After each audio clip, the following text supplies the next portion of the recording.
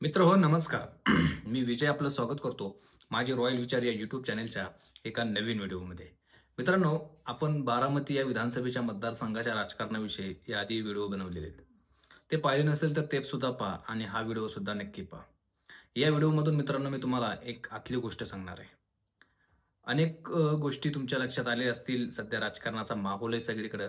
परंतु एक गोष्ट अशी परफेक्ट लक्षात आलेली आहे, ती म्हणजे अजितदादांचा पराभव हा बारामतीत होतोय. आता तुम्ही म्हणसाल अजितदादांचा पराभव आणि बारामतीत शक्य आहे का? तर हो मित्रांनो, 100% शक्य आहे. कारण अजितदादांचा पराभव हा एकच माणूस करू शकतो, तो म्हणजे शरद पवार. शरद पवारांनी जर ठरवलं तर ते काहीही करू शकतात, हे संपूर्ण महाराष्ट्र जाणतो.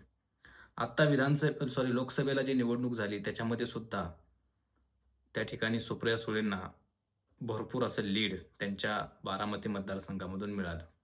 जे बारामती विधानसभेचा मतदारसंघ जिथं अजित पवारांचं खूप प्राबल्य होतं, त्याच मतदारसंघातून युगेंद्र पवार आणि सुप्रिया सुळे किंवा शरद पवार साहेब असतील किंवा रोहित पवार यांनी एक एक मूठ बांधली आणि त्या ठिकाणी दादांची मतं डायव्हर्ट केली. आत्ताही तेच तेच गोष्टी करतायत किंवा तीच गोष्ट होते हे लक्षात घेतलं पाहिजे.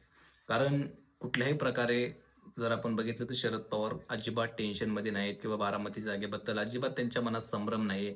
किती जागा येईल की जाईल की अनेक काय होईल. भरपूर गोष्टी होतील न होतील ह्यानंतरची गोष्ट. परंतु शरद पवार कॉन्फिडंट आहेत आणि ते स्पष्ट सांगतायत, की माझ्या इतकी बारामती कोणीही जाणत नाही किंवा माझ्या इतकी बारामती कोणालाच माहीत नाही. अजित पवारांना देखील माहीत नाही. कारण अजित पवारांना मी बारामतीत उतरवलंय. बारामतीत माझी पहिल्यापासून बारामतीतल्या लोकांशी नाळ आहे आणि युगेंद्र पवार यांच्या प्रचारासाठी मी घरोघरी जाईल किंवा मी युगेंद्र पवारांचा प्रचार करण्यासाठी मी अख्खी बारामती पिंजून काढील. हा जो मास्टर स्ट्रोक किंवा हा जो कॉन्फिडन्स शरद पवारांचा अजूनही आहे आणि तो कॉन्फिडन्स शरद पवारांना मोठं करतो.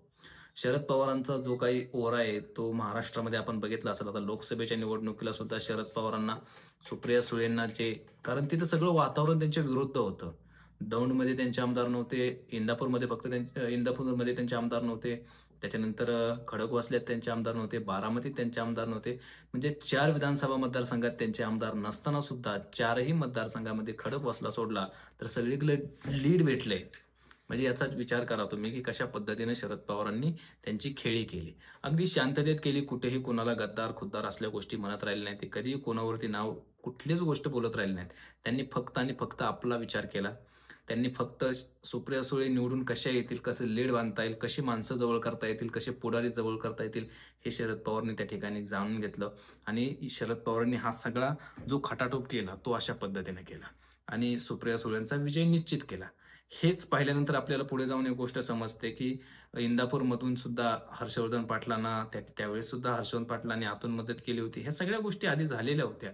परंतु कुठेतरी शरद पवारांचं हे जे चाणाक्ष वृत्ती किंवा त्यांची जी ही काही कला आहे, कला म्हणूया आपण, की याच्यातून कशा पद्धतीने शरद पवार नेहमीच जिंकून बाहेर येतात. हा सगळा त्यांचा जो काही क्रम आहे तो आत्तापर्यंत आपण पाहिलेला आहे. कारण शरद पवारांची ही खेळी ही नेहमीच यशस्वी होत असते आणि ह्यावेळेस सुद्धा ते अपयशी होतील असा विषयच नाही. कारण त्यांनी उमेदवार सुद्धा खूप चांगला निवडलेला आहे आणि त्यांचाच पुतण्या निवडलेला आहे. म्हणजे पुतण्या ज्यावेळेस काकाला हरवतो किंवा काकाच्या विरोधात जातो, त्यावेळेस काकाला कसं वाटू शकतं, हा एक पूर्णपणे प्रॅक्टिकल त्यांच्यासमोर त्यांना दाखवायचंय, की मी एवढं करून सुद्धा माझी विचारधारा सोडून तुम्ही भाजपसोबत हातमिळवणी करताय. त्यावेळेस मला जे दुःख झालं म्हणजे शरद पवारांना तेच दुःख देणं अजित पवारांना द्यायचंय. त्याच्यामुळे युगेंद्र पवारांना खूप सारी बारामतीतून ताकद दिली जाते. युगेंद्र पवारांना खूप चांगला रिस्पॉन्स त्या ठिकाणी मिळतोय. युगेंद्र पवारांसाठी सुप्रिया सुळे असतील, रोहित पवार असतील, शरद पवार असतील किंवा त्यांचेच वडील श्रीनिवास पवार असतील, हे सगळे लोक मैदानात उतरलेत. अगदी घरोघरी, गावोगावी जाऊन त्यांचा प्रचार चाललाय. त्यांना पूर्णपणे नॅरेटिव्ह करता येते, की अजित पवारांनी कशा पद्धतीनं चुकीचं राजकारण केलं आणि चुकीच्या पद्धतीनं पद्धतीनं आमचं घर फोडलं किंवा ह्या सगळ्या गोष्टी ज्यावेळेस ते सांगत असतात, त्यावेळेस कुठेतरी लोकांच्या मनामध्ये ह्या गोष्टी जातच, की किती जरी विकास करणारे तुम्ही असला तरी जे तुमच्या विरोधात आता उमेदवार आहेत योगेंद्र पवार, ते सुद्धा खूप कामाचे आहेत. ते सुद्धा खूप हुशार आहेत. अगदी शिक्षण चांगलं आहे. म्हणजे उच्च शिक्षित ज्याला म्हणतो आपण, हे त्यांच्याकडे पाहून आपल्याला समजतं. त्याच्यामुळं बारामतीत अजित पवारांचं आता बस्तान बसणं खूप अवघड झालेलं आहे. हा पराभव त्यांचा अगदी निसटता होईल. 1000-2000च्या सुद्धा मताने होऊ शकतो. 100-500च्या सुद्धा मताने होऊ शकतो. पण अजित पवारांचा पराभव हा तिथे निश्चित होईल. तुमची काय मत आहे? तुम्हाला काय वाटतं? ते नक्की कमेंट्समध्ये सांगा आणि आपले व्हिडिओ आवडत असतील तर चॅनलला सबस्क्राईब करा. धन्यवाद. जय हिंद, जय महाराष्ट्र.